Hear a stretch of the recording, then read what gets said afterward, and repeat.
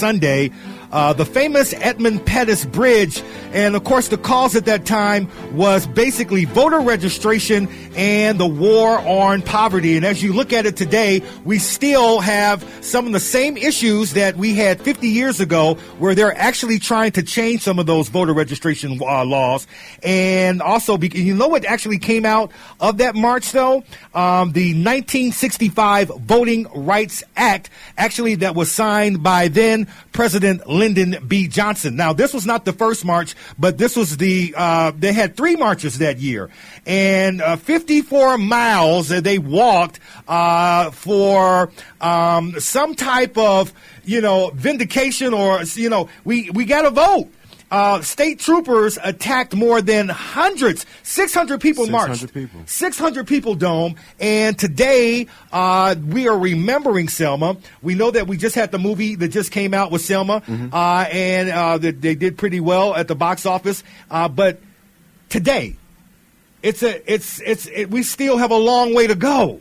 A long way to go. Those are some of the things that President Obama was talking about when he was speaking out there in Selma, about the fact that we've made a lot of progress in the last 50 years. And by we, I don't mean African Americans. I mean the U.S. government in their relations to African Americans. They made a lot of progression in the last 50 years, but also that there's far more work to do. But he also talked about, the president's comments talked about, that we are the storytellers, writers, poets, artists. We are the inventors of gospel, jazz, bluegrass, and country. He said this. We are the inventor of country music, of rock and roll music, our very own sounds, with all of that sweet sorrow and reckless joy of freedom. He says that's what black people have contributed to this country. And I don't know if we often hear President Obama get to say some of these strong comments as far as African American culture. We really don't, and that was really strong. That what you just said, and you were quoting what the president said, and a very historical day for the president and the first family to be a part of this anniversary. And you know what? A lot of times we always say, I know a lot of African Americans always say,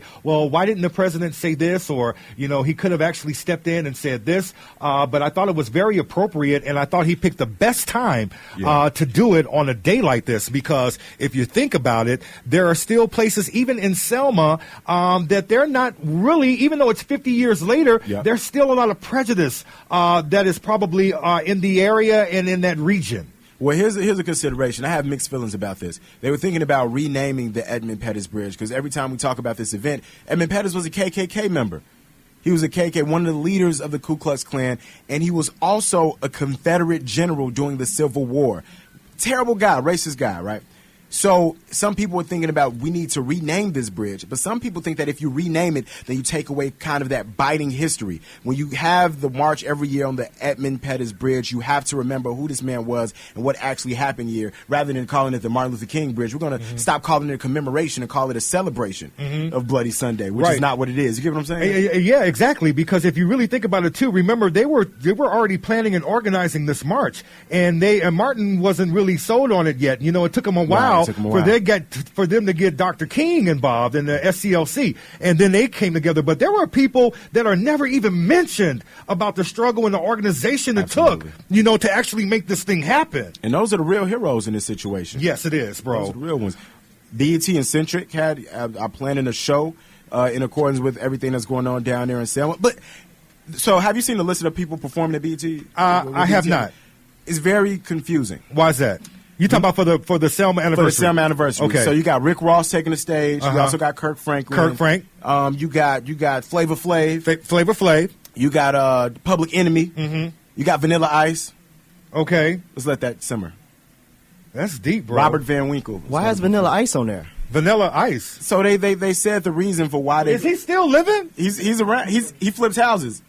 He does houses. Wow. Well, not flip them like the real estate guy. Like, he physically goes in and flips them around with the hammers in there. I just don't like that lineup. I mean, you mean to tell me on the 50th anniversary Rick Ross. Why is Rick Ross there? Why is Vanilla Ice there? Well, there's a Wingstop in there is a Wingstop in Selma. Yeah, so they got good chicken in Selma. They got very good chicken. So, they just said he was a nice guy. That's the only reason they had. They said he was easy to work with, unlike, Monique. Unlike Monique, okay. Well, let's switch gears here because this is kind of a tie-in. The Attorney General, Eric Holder, came out this week. The Department of Justice, the DOJ came out, and they said that they didn't have any facts to support criminal charges against the Officer Wilson. And, of course, a lot of people were alarmed by that, so this guy goes free. And, of course, the Department of Justice also said that the Ferguson police, they violated the Fourth Amendment.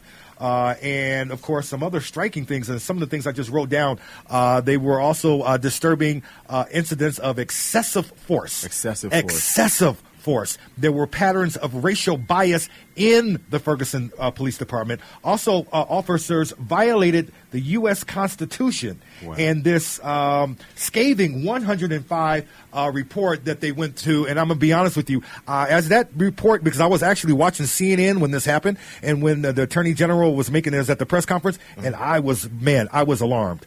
I could not believe it that in this day and age, one thing's for sure, I won't be visiting Ferguson. I'm not going. There are many Ferguson-like cities out here. Chicago, I wonder if they did a review like this on Chicago, how much we would find. Because you have some of these cases, ain't going to Ferguson, bro. And they say when it's more than 100, it's a statistic. When it's one person, it's a tragedy, right? That's so right. They start to give you more. So I'm going to start off with some statistics. Please, let me hear some. 85 of the people stopped by Ferguson police officers were black. 90% of the people who got citations were black. 93% of the people arrested in Ferguson were black. Only 67% of the population is black in Ferguson. So almost every single ticket, and then matter of fact, if you had a parking violation or a citation, if you were African American, you received an arrest warrant. 9,000 arrest warrants given out against African Americans for speeding tickets or parking tickets or fines. And so basically the way the municipality was making money was on the backs of African Americans. If they wrote a ticket, they made money. Blacks funded that city.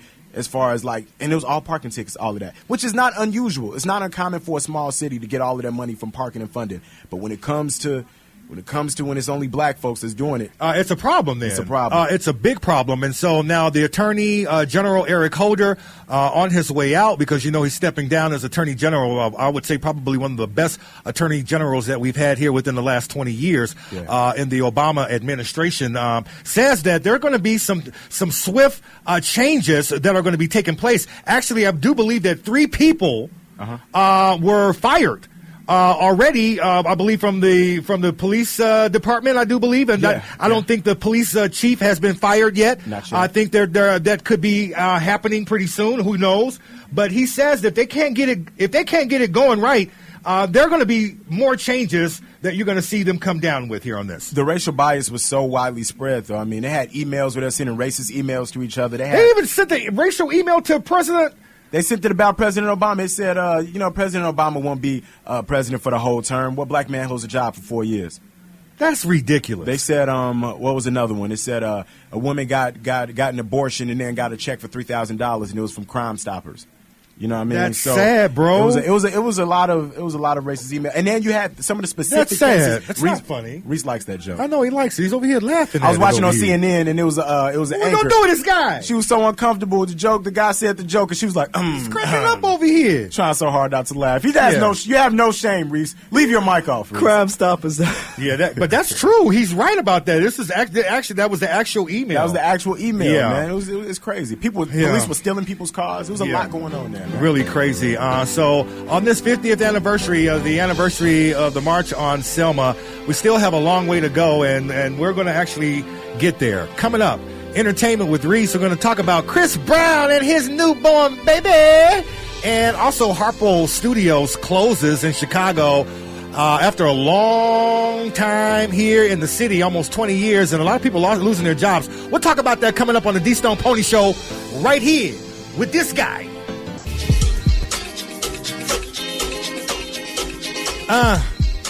The D-Stone-Pony Show. I need some cannolis. Some cannolis. Over here. Here we go. 312-564-7375. Thanks for following me on Twitter and Instagram at D-Stone-Pony. I got a couple more weeks left in this damn sling over here, man. I'm telling you, I'm going to be slinging all right. I ain't slung.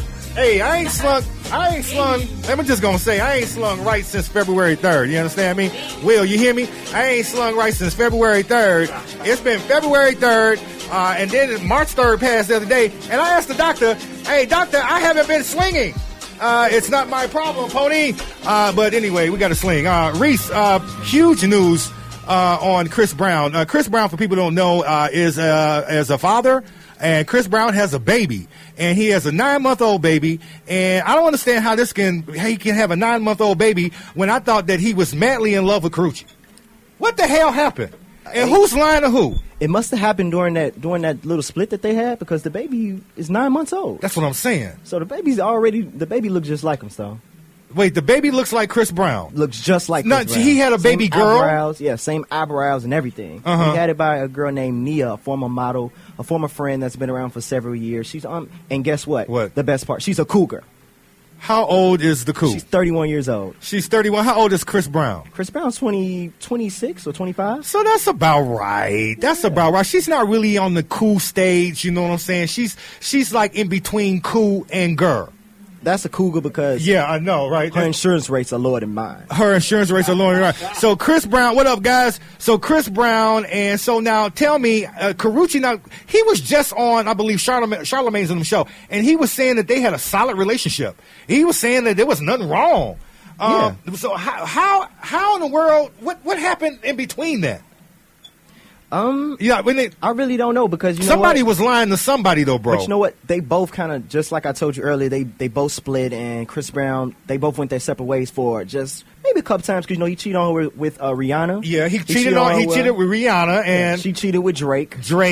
So you're saying that this thing has been going on. So Chris Brown so it's okay. Yeah, he's happy. Carucci is done. She's finished. But what does this make? What's the baby's name? What's the girl's? I heard it was something like some kind of crazy. What is it, Courtney? Royalty. The girl's name is Royalty. Clearly you know Chris. How in the hell? Clearly you know Chris Brown didn't name this baby. I'm just gonna say that. Royalty? Chris Brown didn't name the baby. I'm just gonna say that. I don't get it. I really don't get it. Chris Brown didn't name that baby. All right, so moving ahead, Harpo Studios, Oprah Winfrey's Harpo Studios, right over in the West Loop. I've been there many times. Is no longer going to be there to help people and to employ people. What was the deal with closing Harpo? The Harpo situation, she already had, a base location in L.A. Because she moved, right? Yeah. I wouldn't say she moved, but she basically relocated because, she had the own corporation, and she was already there. Mm-hmm. So I don't even know why people are saying... But what the hell were they doing at Harpo? I mean, they had people there working, though, I understand. Harpo, they still had the Ayana show. That's right, because you guys went over there, right? Sometimes she would do the... what's the other show that she had that's really... Where Are They Now? Where Are They Now, yeah. Yeah, so she would still use the location, but she's not really there. Okay. My problem is this, though. Yeah. If Chicago isn't going to keep it open as a tourist attraction, and they're going to lose, because 200 people are losing jobs from this Harpo. And that's the sad part. And I read that 200 people being laid off, and now they're going to have to be collecting unemployment. All right, so goodbye, Harpo. Yeah. I mean, Stone, but it's Harpo. Come on, you put Harpo on your resume, you're hired. Yeah, you're hired, but here we go. It's Chicago, people being laid off. All right, it's the D-Stone Pony Show. We need more jobs. We need more jobs and less red cameras and all that kind of crap, and hopefully Chewy can do that if he's elected mayor. It's the D-Stone Pony Show over here. Thanks for hanging out with us. 312-564-7375, 312-564-7375. Coming up, it's the Stone Pony Roundtable. Hey, I like your hair. Hey, your hair looks great. I like you. Can you get her to come inside? Come inside. I haven't slung in a long time. Over here, swing. Over here. Oh.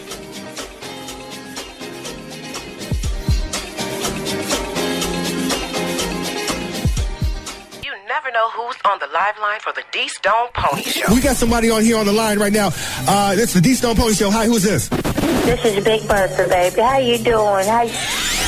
Precious Lord, oh, guide my hand. Ooh, yeah. Uh-huh. Because I love you, baby. I told you the first week you going to be my man, so.